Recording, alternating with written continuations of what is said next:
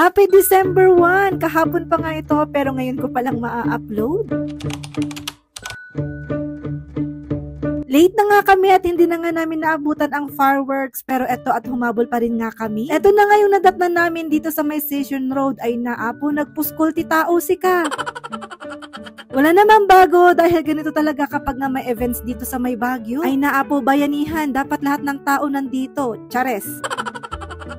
So, at dahil nga December 1 na, syempre papasok na nga po ang Christmas. Hindi rin naman nagpapahuli ang Baguio kapag nga ganito na opening ng Christmas. Syempre magbubukas na po ng Christmas tree kasjay. Opening nga ng Christmas tree dito sa may Station Road, kaya naman ganito nga kakapal ng tao. Syempre kapag may Christmas tree, merong Christmas lantern, kaya naman ito at pumarada nga muna sila. Kahit late na nga kami ay ang dami pa rin nga namin napanood dahil nga ang daming sumali.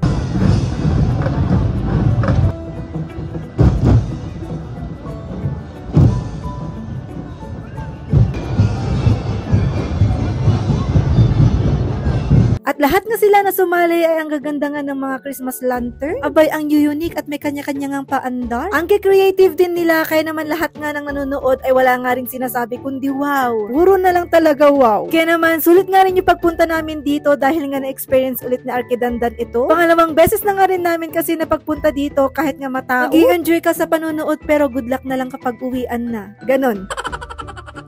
Yun lang kasi ang mahirap dito, lalong-lalo na nga kapag malayo ka nga dito sa mismong town. Mabuti na lang talaga kami at malapit lang talaga kami dito sa my town. At syempre kapag ganito na nga na December ay ang dami na nga rin ganap dito sa may Baguio. Ang dami na rin nag-open na pwedeng mapasyalan pero wala pa nga kaming napupuntahan. Eto pa lang yung unang gala namin dito sa may Baguio.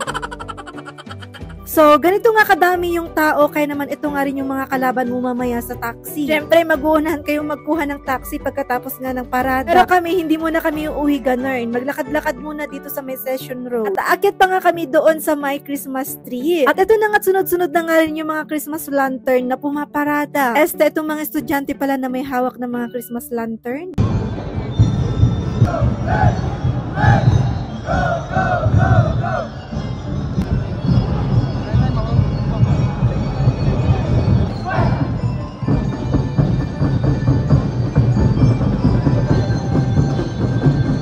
At ayan, eto na nga yung sinasabi ko, nakapal nga ng tao dahil tapos na nga ang parada at ayan ang kalaban mo sa pagkuha ng taxi pag uwi sa inyo. Diba? Maluloka ka na lang talaga sa dami ng tao. Sabi nga nila, hindi talaga mahuhulugan ng karayom. Ganun. Dito pa lang yan ha, sa may lower Session Road, wala pa doon sa may upper. Kaya naman ito at nagpalipas nga muna kami ng oras dito sa may Malcolm Square dahil meron na rin silang mga pa-display dito. At mabuti na lang din at nasabod nga itong bata na maglakad dahil aakyat pa nga kami doon sa may upper Station Road para nga makita yung Christmas tree. So ayan, at i-point 5 na lang natin para makita nyo bawat sulok dito sa may Session Road. At syempre, hindi pa rin magpapahuli ang Fortabaga, meron pa rin paganap every year. Pero parang ito lang din yung display nila last year. Charis.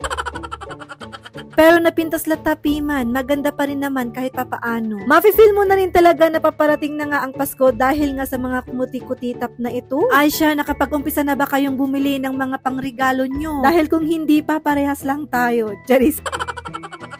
So, ito na nga, nandito na nga kami sa may dulo ng Fortabaga. And tadan! Yan na po ang kapal ng tao at yan na po ang display ng Fortabaga building. At pakaganda. Same lang din last year, ganun. So, ito na nga, nandito na nga rin kami sa may Christmas tree ng Baguio. At in fairness, maganda rin naman dahil nga napaka-unique itong kanilang Christmas tree. At umakyat na nga lang kami dito sa may SM Baguio at hanggang dito na lang muna for today's video. Thanks for watching. Thank you so much, Lord.